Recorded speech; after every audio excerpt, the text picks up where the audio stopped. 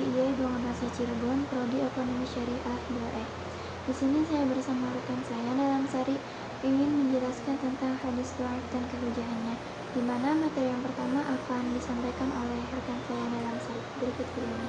Nama saya Nela Mesari, mahasiswa dari Institut Agama Islam Bunga Bangsa Cirebon semester 2, Prodi Ekonomi Syariah. Nah, pada kesempatan kali ini saya akan membuat video yang bertujuan untuk memenuhi tugas presentasi ulumul hadis yang diampal oleh dosen Haji Ahmad Fadoli. Nah, pada kali ini saya akan menerangkan tentang hadis dhaif. Secara bahasa, hadis dhaif ini artinya lemah atau qawi, lawannya itu kuat. Nah, menurut istilah sendiri, hadis dhaif ini yaitu malam yablugh martabata darajatil hasanah, yang artinya hadis yang tidak sampai pada derajat hasan. Nah, hadis dhaif ini bermacam-macam dan kedhaifannya pun bertingkat-tingkat. Tergantung pada jumlah menggugurkan syarat dan hadis sahih atau hadis hasannya, baik mengenai rawi, sanad, matan. Dari segi rawi sendiri, hadis dhaif itu terdapat kecatatan rawi, baik mengenai keadilannya atau mengenai kedobitannya. Ciri-ciri hadis dhaif menurut perawinya sendiri, yang pertama itu dusta. Maksud dusta di sini tuh berdusta dalam membuat hadis walaupun hanya sekali dalam seumur hidup. Nah, hadis dhaif yang rawinya berdusta disebut hadis mundu. Yang kedua, hadis dhaif cirinya itu tertuduh sebagai dusta. Maksudnya itu rawi yang terkenal dalam pembicaraan sebagai pendusta, tetapi belum dapat dibuktikan bahwa ia itu berdusta dalam membuat hadis. Fasih di sini kecurangan dalam amal, bukan kecurangan dalam iktikad. Namun jika mereka membuat maksiat, mereka termasuk fasih. Yang keempat itu lengah dalam hafalan atau banyak salah. Nah, lengah biasanya terjadi dalam penyampaiannya. Hadis yang rawinya fasih, lengah dalam hafalan dan banyak salah disebut hadis munkar.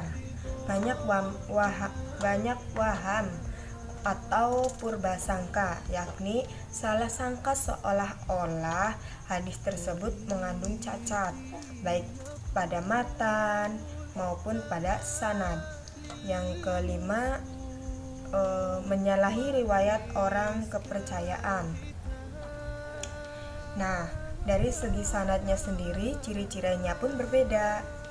Dari segi sanad, hadis dhaif tersebut mempunyai ciri-ciri, yakni yang pertama, gugur sanad pertama atau guru mudawin, yakni rawi yang menyampaikan kepada mudawin hadisnya disebut hadis mu'alaq. Nah, hadis mu'alaq sendiri yakni hadis yang gugur rawinya seorang atau lebih dari satu sanad atau awal sanadnya.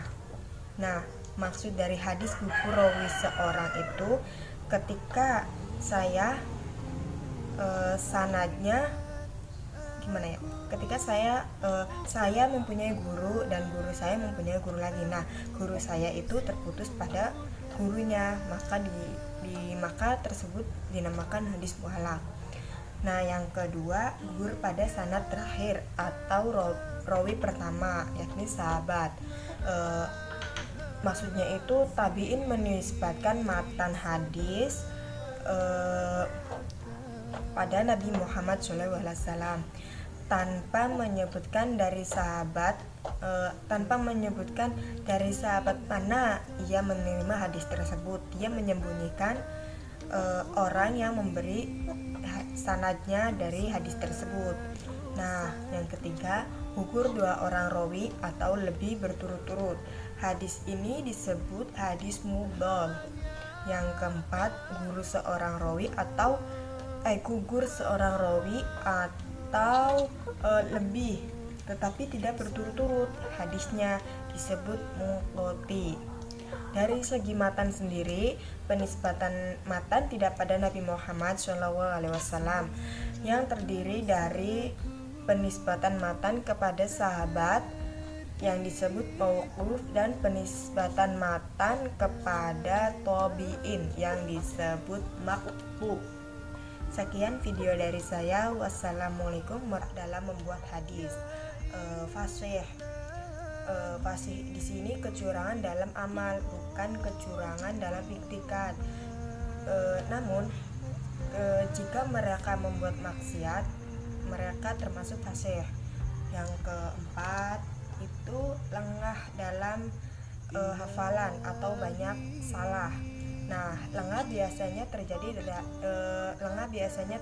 dalam penyampaiannya. Hadis yang rawinya fasih, lengah dalam hafalan dan banyak salah disebut hadis munkar.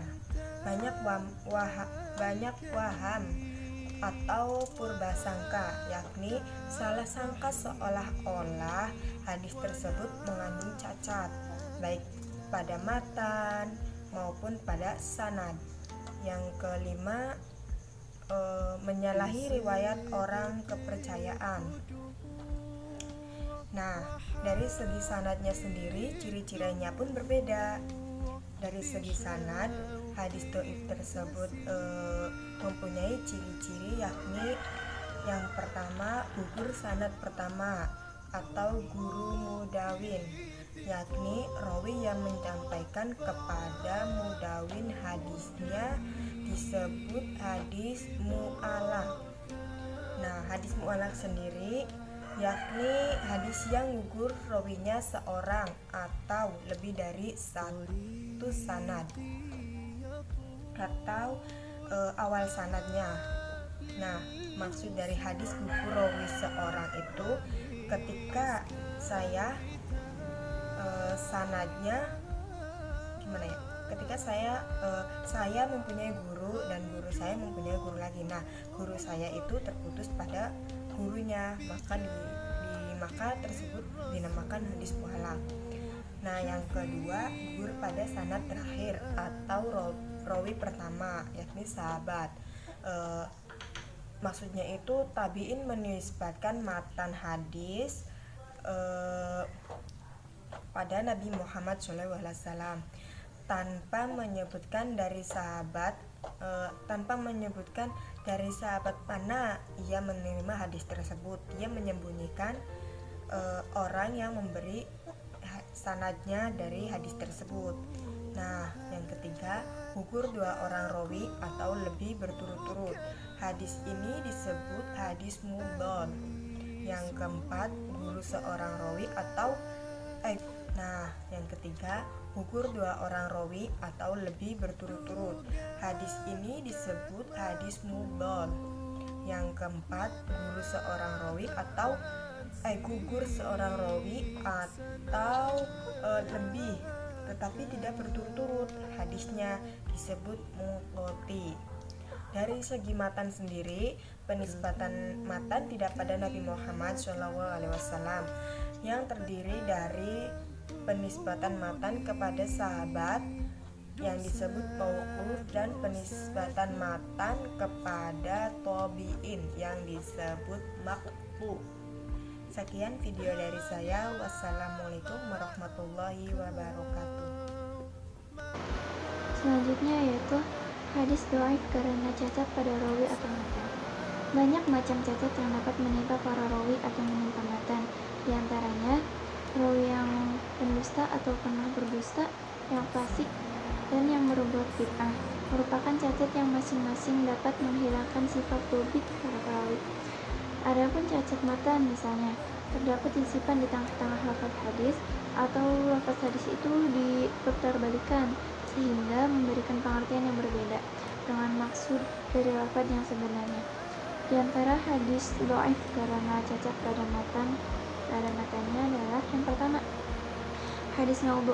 Dari segi bahasa berarti palsu atau hadis yang dibuat-buat. Sedangkan menurut istilah, hadis yang dicipta serta dibuat oleh seorang pendusta yang ciptaan itu dimaksakan kepada Rasulullah secara palsu dan dusta, baik disengaja ataupun tidak. Golongan pembuat hadis maudhu antara lain: yang pertama, musuh Islam, terutama kaum Yahudi dan kaum zindik. Yang kedua, orang yang fanatik terhadap golongan politiknya, madhabnya, atau kebangsaannya. Yang ketiga, tukang-tukang dongeng. Yang keempat, orang yang ingin bermegah diri dengan meriwayatkan hadis.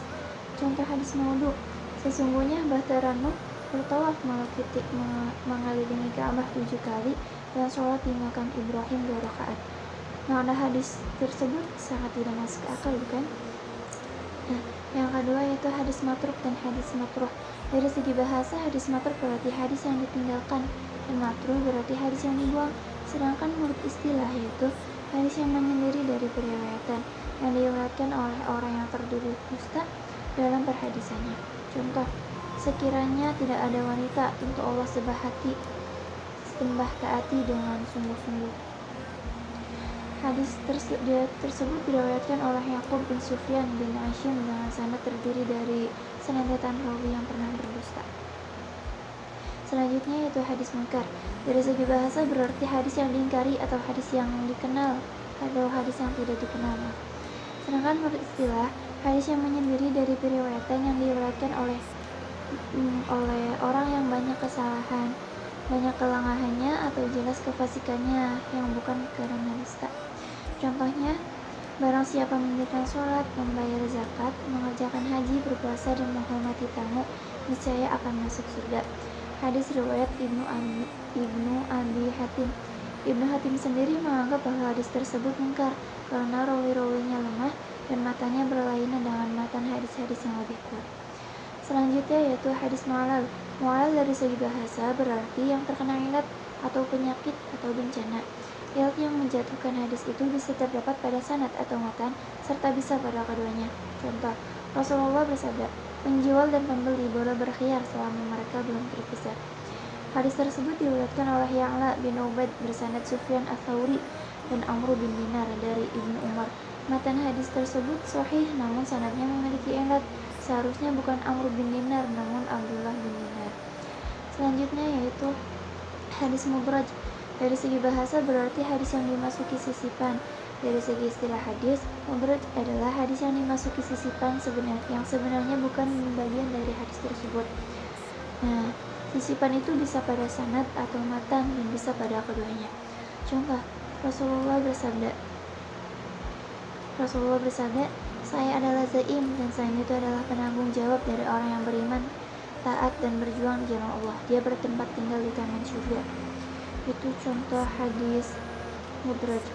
Selanjutnya yaitu hadis maklub. Dari segi bahasa berarti hadis yang diputar balik, sedangkan dari segi istilah yang berarti pemutarbalikan pada matanya atau pada rawinya dalam sanad atau penukaran suatu sanad untuk matan yang lain. Bila hadis sebenarnya diriwayatkan oleh Ka'ab bin Murrah misalnya, tetapi dibalik menjadi Murrah bin Ka'ab, maka hadis tersebut termasuk hadis maklub. Nah, contohnya adalah Rasulullah bersabda, apabila aku menyuruh kamu mengerjakan sesuatu, maka kerjakanlah dia. Apabila aku melarang kamu sesuatu, maka jauhilah sesuai dengan kesanggupanmu. Selanjutnya yaitu hadis syadz. Dari segi bahasa berarti hadis yang ganjil, sedangkan menurut istilah hadis yang diriwayatkan oleh para rawi yang dipercaya, tetapi hadisnya berlainan dengan hadis-hadis yang diriwayatkan oleh sejumlah rawi yang juga dipercaya. Selanjutnya itu hukum berhujjah dengan hadis dhaif. Cacat hadis berbeda-beda, baik macamnya maupun berat ringannya. Dari hadis-hadis yang mengandung cacat pada rawi atau sanad atau matanya. Yang paling rendah martabatnya adalah hadis maudhu, kemudian hadis matruk, hadis munkar, hadis mu'allal, hadis mudraj, hadis maqlub, dan hadis-hadis yang lain. Dari segi hadis yang gugurnya rawi, Yang paling rendah dan lemah adalah hadis mu'allaq, kecuali hadis-hadis sahih yang diriwayatkan secara mu'allaq oleh Bukhari dalam sahihnya. Hadis mudhal, hadis mungqati, dan hadis mursal. Adapun pendapat muhaddisin tentang kehujahan hadis dhaif yaitu: yang pertama, hadis dhaif dapat diamalkan secara mutlak, yakni baik berkenaan dengan halal dan haram maupun kewajiban dengan syarat tidak ada hadis lain yang melarangnya. Pendapat ini diutarakan oleh Imam Ahmad bin Hanbal, Abu Dawud, dan imam-imam lainnya. Yang kedua, dipandang baik mengamalkan hadis dhaif dalam fadhailul amal, baik hal-hal yang dianjurkan maupun yang dilarang. Yang ketiga, hadis dhaif sama sekali tidak dapat diamalkan, baik yang berkaitan dengan halal dan haram maupun fadhailul amal, dinisbatkan kepada Qadhi Abu Bakar Ibnu Arabi. Kesimpulannya, hadis dhaif menurut bahasa berarti hadis yang lemah, sedangkan menurut istilah adalah hadis yang di dalamnya tidak terdapat syarat-syarat hadis sahih dan hadis hasan, atau hilang salah satu syaratnya. Hadis dhaif karena gugurnya rawi dispesifikan dalam: yang pertama, hadis mursal, yang kedua hadis munqati, yang ketiga hadis mudhal, dan yang keempat hadis mu'allaq. Hadis dhaif karena cacat pada rawi atau matan, antaranya hadis mangbu, hadis mautruk, dan hadis makruh. Yang ketiga hadis munkar, yang keempat hadis mudraj, yang kelima hadis mu'allal, yang keempat hadis maqlub, dan yang ketujuh adalah hadis syadz. Adapun menurut pendapat muhaddisin tentang kehujahan hadis dhaif yaitu: pertama, hadis dhaif dapat diamalkan secara mutlak, yakni baik yang berkenaan dengan halal dan haram maupun kewajiban dengan syarat tidak ada hadis lain yang melarangnya. Yang kedua, dipandang baik mengamalkan hadis dhaif dalam fadhailul amal, baik hal-hal yang dianjurkan maupun yang dilarang. Yang ketiga, hadis dhaif sama sekali tidak dapat diamalkan, baik yang berkaitan dengan halal dan haram maupun fadhailul amal. Adapun saran dari kami yaitu, sebagai umat Islam yang baik, sebelum kita mengamalkan suatu hadis untuk dijadikan sebuah hujah, hendaknya kita mengetahui dan memahami apakah hadis tersebut dapat dijadikan hujah ataupun tidak. Salah satunya dengan memperhatikan kriteria maupun syarat sebuah hadis tersebut. Demikian presentasi dari kelompok kami, kurang lebihnya mohon maaf. Wabillahi taufiq wal hidayah. Wassalamualaikum warahmatullahi wabarakatuh.